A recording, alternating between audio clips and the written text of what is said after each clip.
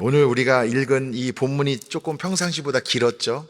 그래서 참 감사한 것은 우리 성도님들이 수준이 높아가지고 다른 교회면은 길게 읽었다고 또 한 말씀 하실 텐데 다 아주 기쁨으로 하나님의 말씀을 읽는 모습이 저에게도 은혜가 되는 것 같습니다. 참 수준이 높으세요. 또 성경 말씀도 물론 어떤 구절들은 몇 절만 읽어도 머리 아픈 부분들이 있어요. 막 이름이 많고 막 이러면은 읽는 사람도 막 혀가 꼬이기 마련인데, 감사하게도 이 사도행전 말씀은 저희가 읽다 보면은 그 내용이 술술 흘러가가지고 더 은혜가 되는 부분도 있는 것 같습니다. 오늘 우리가 1절부터 26절까지 읽었는데 절수가 많은 만큼 사실 여러분에게 나누고 싶은 내용이 너무 많아가지고 그래도 시간이 정해져 있으니까 그거를 압축하느라고 제가 이번 주에 좀 준비하는데 애썼습니다. 그만큼 중요한 말씀이 오늘 전해지니까 여러분 이 말씀 새겨 들으시고 하나님이 나에게 주시는 말씀으로 여러분 가운데 오늘 누려지시기를 간절히 축원합니다. 1절 말씀을 보면 우리가 그들을 작별하고, 이제 누구와 작별했냐면 계속 예루살렘으로 바울이 지금 가겠다 얘기했잖아요. 이제 함께 떠난다고 하니까 무릎 꿇고 기도하고 막 눈물 흘리면서 입 맞추고 동역자들과 작별했습니다. 영어 성경에는 torn ourselves away 이렇게 표현이 됐으니까 작별이 그냥 작별이 아니고, 막 가끔 저희 아이들 특히 저희 딸이 그런데 친구들이랑 놀 때 그냥 집에 가자 그러면 안 가려고 그래요. 그리고 마지막으로 또 허그한다고 그러고 둘이 안 떨어져요. 그러니까 여기서의 작별은 정말 헤어지기 싫은 사람들이 누가 억지로 떼어놓듯이 그렇게 아쉬운 작별을 했다, 그런 의미로 말씀이 기록된 거예요. 그러니까 여러분이 이게 왜 중요하냐면 이 바울과 믿음의 형제 자매들 동역자들이 얼마나 주님 안에서 서로 사랑하고 정말 그 믿음의 우애가 끈끈했는지를 여러분이 눈여겨보실 필요가 있다는 겁니다. 우리 아틀란타 한교회도 그런 줄 믿습니다. 우리가 다 피를 나눈 형제 자매는 아니지만 믿음의 형제 자매잖아요. 어떤 분은 형 같고 어떤 분은 동생 같고 어떤 분은 또 다른 나의 어머니 같고, 그렇죠? 나의 자녀 같고, 믿음 안에서 우리는 다 어떤 피로? 예수님의 피로 우리는 혈연 관계를 맺은 그런 하나님의 가족인 줄 믿습니다. 그 우애가, 그 사랑이 우리 가운데 넘치도록 부어지게 될 줄 믿습니다. 아멘. 그래서 작별을 하고 배를 타고 고수로 갔다가 또 바다라로 갔다가 2절에 보면 베니게로 건너가는 배를 만나서 타고 가다가 또 구브로를 바라보고 얘 왼편 두고 수리아로 향하고 두로에 상륙하고 지금 계속 왔다 갔다 하고 있습니다. 이제 4절에 보면은 두로에서 무슨 일이 있었냐면 제자들을 찾아 거기서 이레를 머물더니 그 제자들이 성령의 감동으로 바울더러 예루살렘에 들어가지 말라 하더라. 자, 한 가지 우리가 눈여겨볼 것은 이 이후에 계속 돌아다닙니다. 또 돌레마이도 가고 가이사랴도 가고 계속 가는데 지금 오늘 말씀에서 어떤 일이 있냐면 가는 곳마다 누구를 만나냐면 제자들을 만났다고 그래요. 무슨 얘기입니까? 가는 곳마다 예수님을 믿는 사람들이 있었다는 거예요. 지금 바울과 동료들은 계속 전도 여행을 하고 있지 않습니까? 근데 가는 곳마다 예수님을 믿는 제자들이 있다는 걸 알게 되고 만나게 되면 기분이 어땠겠어요? 너무 좋죠. 너무 좋죠. 내가 열심히 애써서 헌신하고 있는데 그 열매들이 보이면은 얼마나 기뻤겠어요. 저는 너무 신났을 것 같습니다. 작별의 아쉬움도 있지만 또 함께 했을 때 또 새로운 제자들을 만났을 때 은혜도 있었다는 거예요. 그런데 이 두로에서 만난 제자들 중에 무슨 일이 있냐면 제자들이 성령의 감동으로 바울에게 말합니다. 예루살렘에 들어가지 말라. 자, 지금 성령의 감동으로 예루살렘에 들어가지 말라는 건 무슨 얘기예요? 기도하다가 하나님이 주신 감동이 있다는 거예요. 뭔가 하나님이 보여주신 거예요. 그래서 예루살렘을 가지 말라고 그랬는데 바울이 예루살렘에 갑니까 안 갑니까? 제가 결론을 말씀드리면 우리가 읽은 1절부터 26절 안에 예루살렘에 도착을 해요. 오늘 예루살렘에 도착하고 그리고 말씀이 마무리가 됩니다. 그리고 예루살렘에 성령의 감동으로 가지 말라고 했는데 갔습니까? 안 갔습니까? 갔어요. 이게 여러분 정말 오늘 우리가 깊이 묵상해야 될 말씀인데 뭐냐면, 그러면 성령의 감동으로 가지 말라고 그랬는데 바울이 갔으면 하나님의 말씀에 불순종한 거 아니냐, 그렇게 생각할 수 있고, 둘 중에 하나죠. 성령의 감동이 아니든지 아니면 바울이 하나님의 말씀에 불순종했든지, 그런 거 아니에요.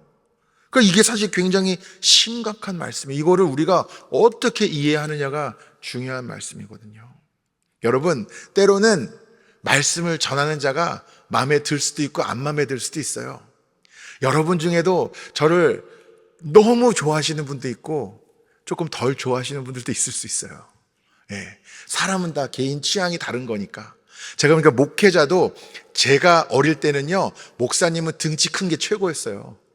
그래서 제가 첫 목회 나갔을 때 25살이었는데 이 연합 집회 하면은 우리 성도님들이 우리 전도사님이 등치 제일 커, 이걸 자랑스럽게 여기셨다니까요. 근데 이제 이 시대가 바뀌면서 이 아버지 상이, 어떤 아버지를 다들 원하냐면 자상하고 따뜻하고, 그렇죠? 그러니까 목회자 상도 몸도 좀 여리여리하고 눈도 크고 인상도 부드럽고 목소리도 아주 따뜻하고 다정하고, 이런 목사님들이 더 이제 보면은 사랑을 많이 받으시는 시대인 것 같아요. 뭐 제가 생긴 건 어떻게 바꿀 수 없으니까, 그렇죠? 여러분이 개인적으로 말씀을 전하는 자를 아주 좋아할 수도 있고 싫어할 수도 있습니다. 근데 사람은 심리가요, 저 사람에 대한 호감이 있으면 그 사람이 하는 말이 더 잘 들려오고, 저 사람에 대해서 뭔가 불편한 마음이 있으면 그 사람이 하는 얘기도 왠지 못 믿었고 왠지 받아들이기 싫은 마음이 드는 것이 사람의 당연한 이치라고 생각합니다. 그런데요 여러분, 중요한 것은 제가 여러분에게 말씀을 전할 때 아무리 여러분이 듣기 싫거나 전하는 사람의 얼굴이 마음에 들지 않아도 하나님의 말씀이면 어떻게 해야 돼요? 온전히 그대로 다 받아들이고 아멘 하시고 순종하셔야 되는 줄 믿습니다. 제 개인의 사견, 제 고집, 제 생각, 제 판단, 제 경험, 제 논리, 이런 것들은 좀 달라요. 어떻게 여러분이 다 저랑 모든 것에 동의하시겠어요? 생각이 당연히 다를 수 있죠. 괜찮아요. 목사님, 저는 좀 생각이 다릅니다. 그런 얘기 할 수도 있어요. 그런데 하나님의 말씀임이 너무나 분명할 때는 여러분, 그러면 안 되는 거예요. 맞습니까? 제가 전하든 초등학생이 전하든 누가 전하든 하나님의 말씀은 하나님의 말씀인 거죠. 그런데 오늘 보니까 이 제자들이 원래부터 잘 아는 사이였는지 그런 건 없잖아요. 그냥 두로에서 만난 이 제자들이 성령의 감동으로 예루살렘에 가지 말라 했는데 바울이 그 말을 듣지 않았다는 거죠. 그래서 5절에 이 여러 날을 지낸 후 우리가 떠날새, 우리가 누구예요? 지금 누가가 이 사도행전을 기록했잖아요. 누가가 하는 말이에요. 우리 일행들이 떠나가니까 본인들은 성령의 감동으로 예루살렘에 가지 말라고 했는데 떠난다고 하니까 이 사람들이 어떻게 했냐면 그 처자와 함께 성문 밖까지 전송하거늘, 이 당시에 관습이, 예의가 정말 귀한 손님은 그 처자들 가족들과 함께 성 밖까지 이게 배웅하는 게 이 당시의 관습이었습니다. 그런데 이 당시에 관습이 아닌 것이 있었는데 뭐냐면 그들이 전송하고 바닷가에서 함께 뭐 했어요? 무릎 꿇고 기도했대요. 이거는 이 당시의 관습이 아니에요. 끝까지 나와가지고 전송하는 거는 교회 안 다니는 사람도 예수 안 믿는 사람도 다 그 당시 하는 거였어요. 그런데 세상의 관습과 다르게 했던 게 뭐라고요? 무릎 꿇고 기도했어요. 성령의 감동으로 가지 말라고 했는데 결국 가겠다고 하니까 그래도 배웅해주고 함께 기도했습니다. 그리고 작별하고 배에 오르고 또 집으로 돌아가고, 또 7절에 보면 두로를 떠나 항해를 다 마치고 돌레마이에 또 이르러서 형제들에게 안부 묻고 또 하루 있다가 8절에 이틀을 떠나 가이사랴에 이르러 7 집사 중 하나인 전도자 빌립의 집에 들어가서 머무느니라. 여러분 빌립 아시죠? 사도행전 6장, 7장, 8장에 나온 사람입니다. 그리고 여러분이 아마 잘 아실 것은 이 에디오피아 내시에게 복음을 전했던 사람이잖아요. 7 집사 중 한 명이었고, 근데 오늘은 뭐라고 소개하냐면 7 집사 중 하나인 전도자. 그의 타이틀은 전도자였어요. 전도하는 사람이었습니다. 그의 집에서 머무는데 9절에 보면은 딸이 넷이 있는데 처녀로 예언하는 자라. 그 딸이 넷도 이 성령의 감동으로 하나님의 말씀을 예언하고 대언하는 사역을 하고 있었습니다. 거기 이제 여러 날을 머무는데 10절에 보면 아가보라 하는 한 선지자가 유대로부터 내려와서, 아가보라는 사람이 또 있습니다. 11절에 우리에게 와서 바울의 띠를 가져다가 자기 수족을 잡아매고 말하기를, 와가지고 바울의 허리띠를 가져다가 자기 손발을 이렇게 묶어놓고 뭐라고 얘기를 하냐면, 성령이 말씀하시되 예루살렘에서 유대인들이 이같이 이 띠 임자를 결박하여 이방인의 손에 넘겨주리라. 자, 아까 제자들의 성령의 감동으로 뭐라고 얘기했어요? 예루살렘에 가지 말아라. 근데 이 아가보라는 사람이 본 환상을 본인이 재현을 해냅니다. 손발을 묶고, 이렇게 지금 바울의 허리띠로 내 손발이 묶인 것처럼 바울이 예루살렘에 가면은 손발이 묶이고 이방인들에게 넘겨질 것이다. 결박당하고 핍박당하고 고통당할 것이다. 자신이 성령의 감동으로 본 그 환상을 이야기를 하는 것입니다. 12절에 보면 우리가 누굽니까? 누가와 바울의 일행들이 그 말을 듣고 그곳 사람들과 더불어 바울에게 예루살렘으로 올라가지 말라 권하니. 자, 그 성령의 감동으로 직접 환상을 본 아가보뿐만 아니라 이제는 바울의 모든 일행들도 다 바울을 뜯어 말리고 있는 거예요. 근데 바울이 그 말을 듣습니까? 안 듣습니까? 안 들어요. 자, 그러면 다시 묻습니다. 여러분, 그러면 바울이 하나님의 말씀, 하나님의 뜻에 불순종한 것입니까? 아니에요? 왜 아니에요? 혹시 제 설교 원고를 미리 다 보셨나요? 자, 여러분, 우리가요, 신앙생활 하다 보면은, 기도하다 보면은 하나님이 응답해 주실 때가 분명히 있습니다. 하나님이 감동을 주실 때가 있고요. 오늘 말씀을 보니까 환상도 보여주신 거예요. 그러니까 정확하게 지금 이 아가보라는 사람이 본 게 뭐예요? 바울이 예루살렘에 가니까 결박당하고 핍박당하는 걸 본 거예요. 그러면 여러분에게 묻겠습니다. 환상 중에 성령의 감동으로 바울이 예루살렘에서 결박당하고 핍박당하고 이방인들의 손에 넘겨지는 것을 본 것은 하나님이 보여주신 것이 분명한데, 이 아가보도 그렇고 다른 제자들에게 하나님께서 바울은 예루살렘에 가면 안 된다 이렇게 말씀하신 겁니까? 그거는 또 아닌 거예요. 그 보니까 내가 하나님이 나에게 뭔가를 보여주시고 성령의 감동을 주시고 응답하셨을 때 그 응답을 받는 건 너무나 귀한 것인데, 그거보다 더 귀하고 중요한 것은 그것을 우리가 어떻게 분별하느냐, 그것도 정말 중요한 거거든요. 여러분, 기도하다가 누군가가 지금 죄를 짓고 있다, 이 신앙의 공동체에서 누가 지금 하나님 앞에 죄를 짓고 있다, 응답 받을 수 있습니까? 받을 수 있지요. 구체적으로 누군지도 어떤 죄인지도 하나님이 보여주시려면 보여주실 수 있지요. 그런데요, 그걸 보여주신 것과 그 본 것을 갖다가 어떻게 해야 될지는 따로 분별받아야 돼요. 보여주셨으니까 그 사람을 위해서 금식하며 내 죄인 것처럼 회개하며 기도하라고 하나님 보여주신 것인지, 그런 것은 분별하지 않고 보자마자 그냥 주저없이 가가지고 당신 회개하라고 손가락질하고 사람들 앞에서 망신을 주라는 것인지, 하나님의 뜻이 무엇인지는 끝까지 분별을 해야 하는 것이지요. 제가 봤던 제일 안 좋은 이 사례가 뭐냐면은, 어떤 권사님이 암이 걸리신 거예요. 그것도 3기, 4기, 너무 늦게 발견된 거예요. 그래가지고 병원에서 지금 검사하고 있는데 어떤 분이 가가지고 회개하라고. 여러분, 물론 그분이 회개할 죄가 있을 수도 있지요. 근데 설마 지금 암 걸렸다고 발견돼서 검사하고 본인도 가족도 지금 이 현실 앞에서 정신이 하나도 없는데 하나님이 가서 회개하라는 소리 먼저 하라고 그렇게 하셨겠습니까? 나에게 뭔가, 여러분 생각해 보세요. 남의 죄를 나에게 보여주셨을 때 나는 죄인이 아닙니까? 나에게 다른 사람의 죄를 보여주셨다고 해서 나는 훨씬 더 잘난 사람입니까? 저와 여러분이 믿음 안에서 형제 자매인 이유는 동일한 믿음의 고백을 하기 때문에 그 무슨 고백입니까? 나는 다 죽을 죄인입니다.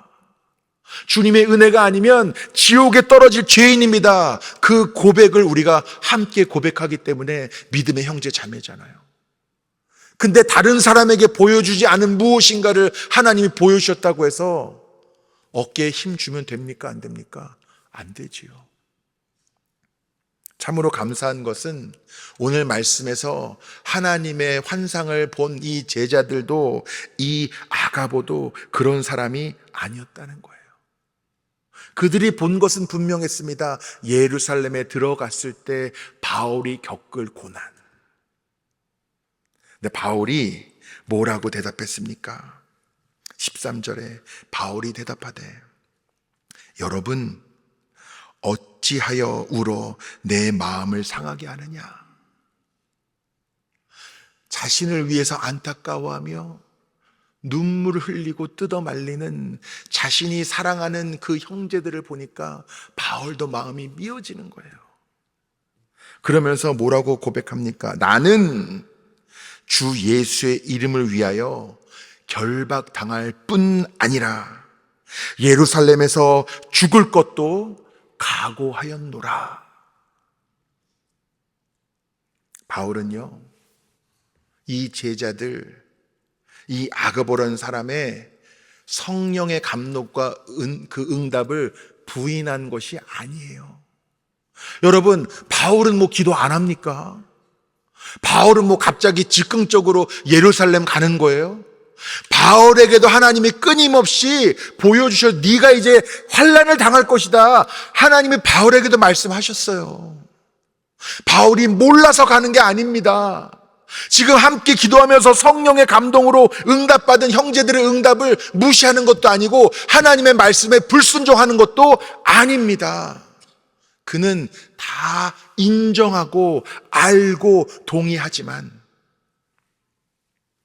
주 예수의 이름을 위해서라면 내가 결박당하는 것은 물론이고 내가 죽을지라도 주 예수를 위해서라면 기꺼이 가겠다고 고백하는 것입니다.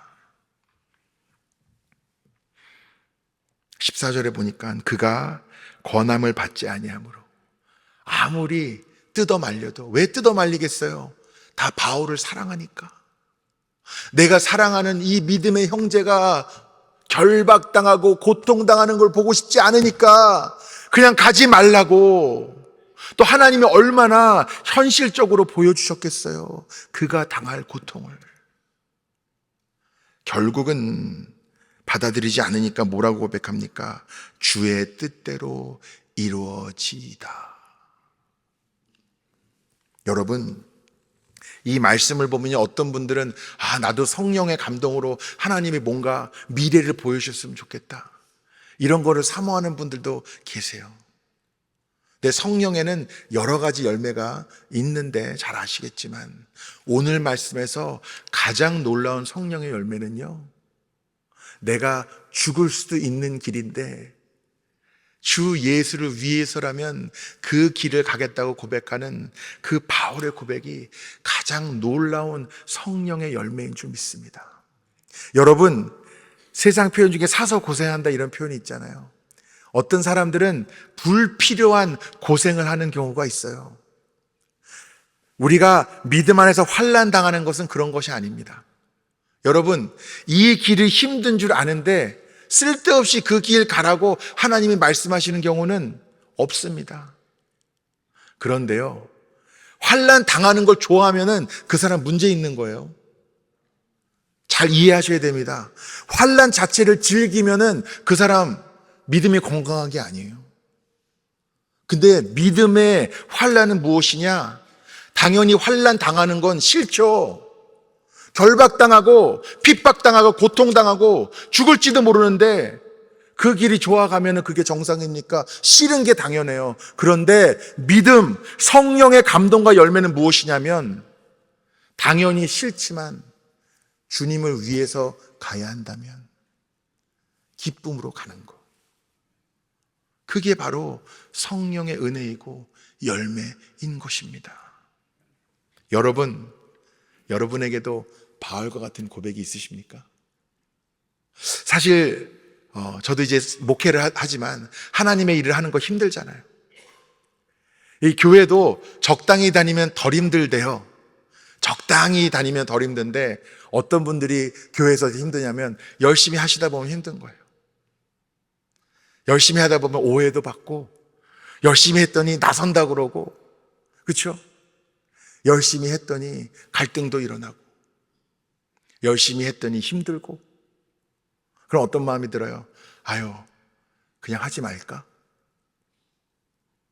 근데 여러분, 오늘 바울의 믿음이 여러분의 믿음의 고백이 되시기를 축원합니다. 하나님의 일을 하다 보면 힘들죠, 당연히. 희생도 있어야 되고 눈물도 있어야 되고 억울한 일도 얼마나 많이 있습니까? 그런데요, 하나님의 일은 원래 그런 거예요. 예수님의 길을 우리가 따르는 거예요. 바울도 예수님을 핍박하던 자였는데, 예수님을 믿는 자들을 잡아들이는 자였는데 예수님을 만나니까 그 반대의 길에 가서 내가 기꺼이 죽더라도 이 길을 가겠다고 고백하게 되었잖아요. 여러분도 그렇게 되시기를 간절히 축원합니다. 이건 아멘 크게 하셔야 돼요. 아멘. 바울의 믿음. 믿음의 길을 사서 고생할 필요는 없지만, 안 해도 되는 고생을 할 필요가 없지만, 내가 주님을 위해서라면 내가 가겠습니다. 그리고 그 형제들 가운데 여러분, 오늘 이 상황이요, 얼마나 교회 안에서 갈등이 일어나기 쉬운 상황인 줄 아세요? 또 기도 많이 하다가도 많이 싸워요. 내가 응답받은 게 맞다, 네가 응답받은 게 맞다. 근데 정말 성령 충만하고 정말 신실하고 서로를 주님의 마음으로 품고 사랑하다 보니까 다 극복이 되는 거예요. 교회 안에서도 얼마나 별거 아닌 것들 갖다 매일 싸웁니까? 왜 그런 줄 아세요? 자존심 내세워서 그래요. 자존심 내세워서. 때로는 주님을 위해서요, 내가 잘못하지 않았어도 사과해야 할 수도 있고요, 내가 사실은 더 잘났어도 더 겸손해야 될 수도 있고요. 하나님을 위해서라면 나는 죽었습니다. 예수 그리스도와 함께 내 옛된 죄된 자아는 십자가에 못 박혀 죽었고 이제는 주님만이 내 안에 살아계십니다 라고 고백할 수 있어야 하는 거예요. 여러분에게도 그런 믿음이 있으시기를 간절히 축원합니다. 결국은 말릴 수 없으니까 주의 뜻이 이루어질지어다 이러고 고백하고 함께 그 여정을 15절에 보면은 그 여장을 꾸려서 예루살렘으로 함께 올라가고요. 이제 이 17절부터 말씀을 보면은 결국엔 예루살렘에 도착해서 사람들에게 크게 환영을 받고 또 이튿날 야고보 예수님의 형제이죠. 그를 만나고 또 장로들 앞에 섭니다. 그리고 바울이 그동안 어떤 일이 있었는지 19절에 보면은 이방 가운데 하나님이 하신 일들, 자신과 동역자들을 통해 하신 일들을 낱낱이 다 나눕니다.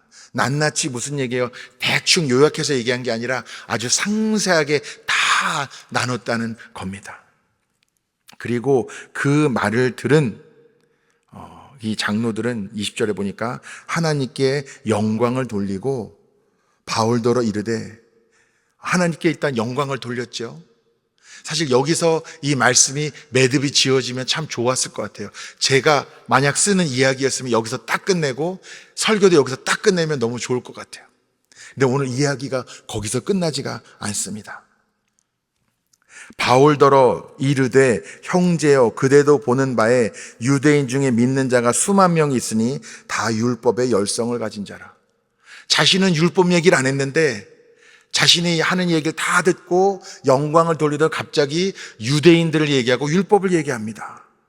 그러면서 21절에 뭐라고 그러냐면, 내가 이방에 있는 모든 유대인을 가르치되 모세를 배반하고 아들들에게 할례를 행하지 말고 또 관습을 지키지 말라 한다 함을 그들이 들었도다. 모세를 배반한다는 게 무슨 뜻입니까? 율법을 버린다는 뜻이에요. 그러니까 뭐라고, 이 유대인들이 수만 명이 있고 다 율법을 아주 중요하게 여기는 유대인들이고 그 중에는 기독교인들도 많이 있을 텐데 뭐라고 소문났냐면, 바울이 율법도 다 무시하고 할례도 받지 말고 그동안에 유대교가 갖고 있던 모든 관습을 싹 다 지키지 말아라, 이렇게 떠들고 다녔다는 거예요. 여러분, 이 말이 사실입니까? 아닙니까? 아니에요. 바울은 그런 적이 없어요. 그런데 중요한 거는 뭐예요? 소문이 난 거예요, 소문이. 그래서 뭐라고 해결책을 제시하냐면은, 네 사람이 이미 서운한 사람이 있는데 24절에 보면 그들을 데리고 함께 결례를 행하고 그들을 위하여 비용을 내서 머리를 깎게 하라.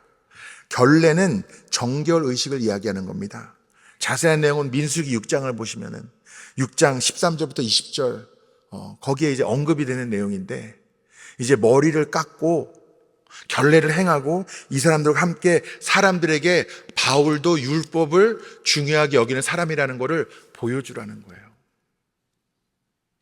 여러분, 제가 여러분에게 갑자기 만나자고 해가지고 찾아가서 장로님, 권사님, 집사님 이런 소문이 났는데 죄송하지만 지금 성도들 앞에서 한번 사과해 주시면 안 될까요?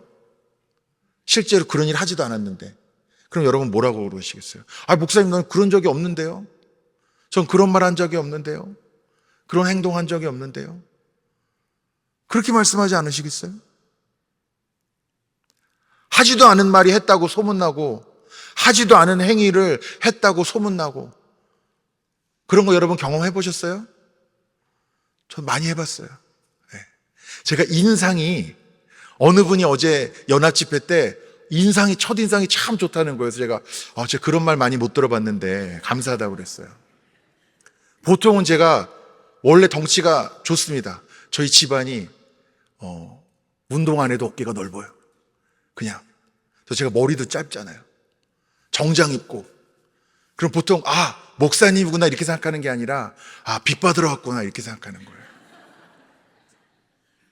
인상이 좋다고 그러니까 너무 감사하더라고요. 진짜 가만히 아무 말도 안 하고 있으면은 오해받기 십상이고, 아마 그런가 봐요. 제가 화도 잘 내게 생겼고 막 마음에 안 들면 멱살도 잡게 생겼고 입에서 막 욕도 하고 그렇게 생겼나 봐요.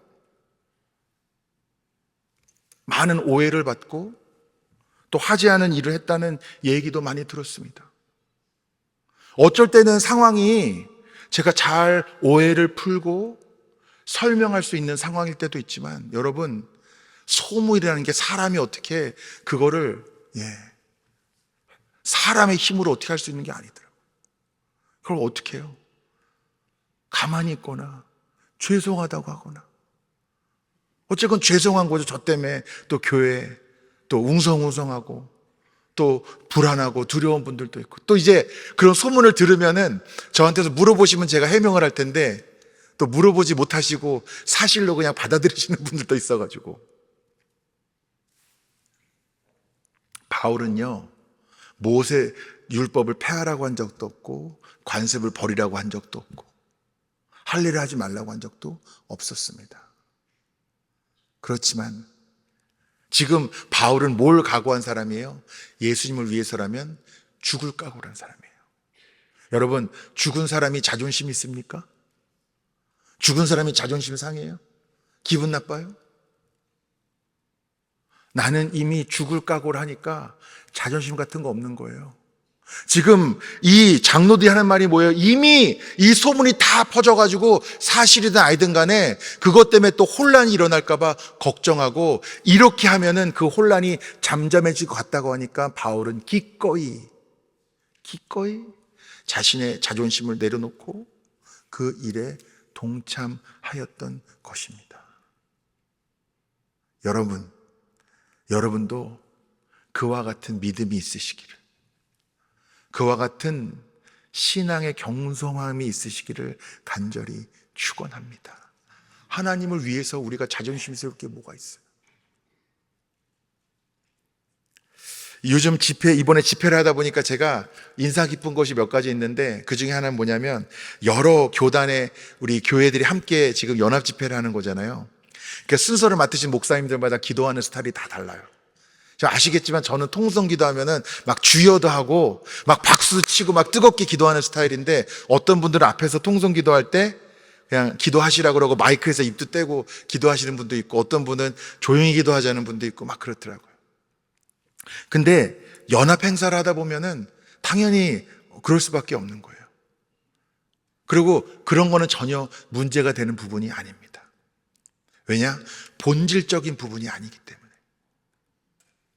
이 오늘 말씀을 이 후반절을 보면서 여러 가지 관습과 전통, 여기도 원래 감리교인 출신도 있으시고, 한국에서 감리교인 출신인 분도 있고, 미국에서 감리교회를 다니신 분도 있고, 장로교회를 오래 다니신 분도 있고, 또 어느 목사님 밑에서 신앙생활을 배웠느냐에 따라서 여러분, 내가 하는 신앙, 예배, 기도, 찬양, 여러분 다 다른 분들이 지금 여기 모여 있는 거예요.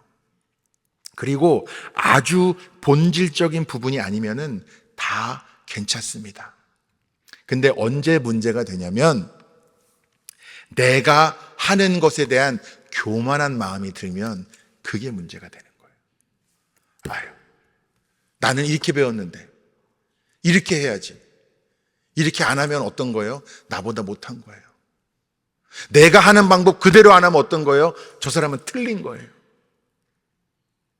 여러분, 죄송하지만 그건 여러분이 개인적으로 정하실 수 있는 게 아니에요. 우리 교회에 그런 문제나 논란이 있으면 그 교통정리는 누가 하는 거예요? 제가 하는 거예요. 제 일입니다. 제가 하나님의 말씀, 그리고 감리교의 교리와 전통에 따라서 이게 문제가 될지 안 될지, 우리가 유연성을 가질 수 있는 건지 없는 건지, 다양한 것이 공존할 수 있는지 없는 건지를 분별하는 거예요. 근데 내가 그 역할을 하겠다고 자처해서 내 거가 최고고 남은 별로라고 생각하는 교만한 마음이 싹 트면 거기서 문제가 되는 거지요. 여러분, 다른 교회에서 신앙생활하고 다른 교회, 다른 목사님과 신앙생활에서 그 풍성한 체험과 은혜와 경험들이 함께 모여서 교회를 이루어가면은 더 풍성해지고 아름다워지는 것이지, 그게 왜 문제가 되냐고요. 언제 문제가 된다고 했습니까? 교만한 마음이 들기 시작하면 거기서 문제가 된다는 거예요. 저는 오늘 말씀을 보면서 사실 눈물을 많이 흘렸습니다. 바울의 고백을 읽으면서 예수 그리스도를 위해서라면 죽더라도 가겠다는 그의 고백이 은혜가 되었고요. 또 왜 눈물이 났냐면, 그렇게 막 성령이 응답과 역사와 환상 가운데서, 그리고 이렇게 여러 가지 갈등의 상황 가운데서 그 생각이 다르더라도 끝까지 서로를 배웅하고 함께 무릎 꿇고 기도하고 눈물 흘리면서 입 맞추고, 바울과 그 믿음의 동역자들의 그 사랑과 기도와 애틋함이 저는 너무 감동이 되어서 어떤 제 기도 제목이 생겼냐면, 오늘 이 말씀에서 바울과 그 동료들의 믿음, 그 서로를 향한 사랑과 우애가 우리 아틀란타 한인교회 모습이 되기를 바랍니다. 주님, 이 모습이 이 교회, 이 신앙 공동체 모습이 되게 하여 주시옵소서. 이런 기도가 막 제 안에서 올라오면서 그렇게 되기를 간절히 바라는 눈물의 기도가 저도 모르게 주 앞에 올려 드려지더라고요. 이 믿음의 공동체가 아름다운 것은 가진 것이 많고 힘든 일이 없고 모든 것이 평탄했기 때문이 아닙니다. 어찌 보면 저와 여러분보다 훨씬 더 힘들고 부족하고 고통스러운 상황 가운데 있었을지라도 결코 하나님을 외면하거나 믿음의 형제 자매들을 외면하지 아니하고 끝까지 말렸지만 가겠다니까 어떻게 해요? 같이 가는 거예요. 함께 갔던 그 모습. 안타까운 것은 요즘 내가 죽더라도 예수님을 위해서라면 이렇게 고백하는 것이 아니라 하나님이 내가 원하시는 걸 주시면 내가 잘 믿겠고 안 주시면 안 믿을 겁니다. 하나님에게까지 큰 소리치고 갑질하는 분들도 많은 시대 아닙니까? 그런 신앙관을 갖고 계신 분들이 여러분 생각보다 많이 있어요. 교회가, 목사가, 하나님이 내가 원하는 것을 주시면 내가 잘 믿겠고 안 들어주면 안 주면 나 안 믿습니다. 이런 고백도 있는 시대잖아요. 그런 시대에 사는 저와 여러분은 어떤 신앙의 고백을 가져야 하겠습니까? 내가 결박당하고 내가 핍박당하고 팔아 넘겨지고 죽더라도 주님을 위해서라면 저는 이 길을 가겠습니다. 같이 기도하면서 분별하고 내가 아무리 이것이 옳다고 생각하여 권면하여도 마음이 완벽하게 하나가 되지 않았지만 결코 그 형제를 외면하거나 내어버리지 않고 끝까지 기도하고 중보하고 위하고 챙기는, 그리고 고통의 길, 고난의 길, 죽음의 길인 걸 알면서도 함께 그 길을 위해서 발을 떼고 함께 걸어 나아가는 그 믿음의 공동체. 그것이 바로 오늘 하나님이 저와 여러분을 위해서 세워나가길 원하시는 하나님의 교회가 아니겠습니까? 주님의 뜻이 저와 여러분을 통해서 이루어질 줄 믿습니다. 여러분, 오늘 이 말씀을 묵상하시면서 바울과 같은 믿음을 깊이 품으시고 바울과 그 동료들 같이 함께 이 믿음의 길을 걸어 나가는 저와 여러분이 될 줄 믿습니다. 기도하시겠습니다. 사랑과 은혜가 풍성하신 주님, 바울의 믿음의 고백, 그리고 그 동료들의 믿음의 고백이 우리 가운데도 그대로 고백되어지길 원합니다. 주님을 위해서라면 죽더라도 이 길을 가겠다. 주의 뜻이 이루어지리이다. 주님, 우리 아틀란타 한인교회를 이 성령 충만하고 사랑 가득한 믿음의 공동체로 세워주시고 바울을 통해 일하신 것 같이 우리 교회, 그리고 주님이 사랑하시는 귀한 성도들을 통해 그 뜻이 성취되게 하여 주시옵소서. 주 예수 그리스도의 이름으로 기도드리옵나이다. 아멘.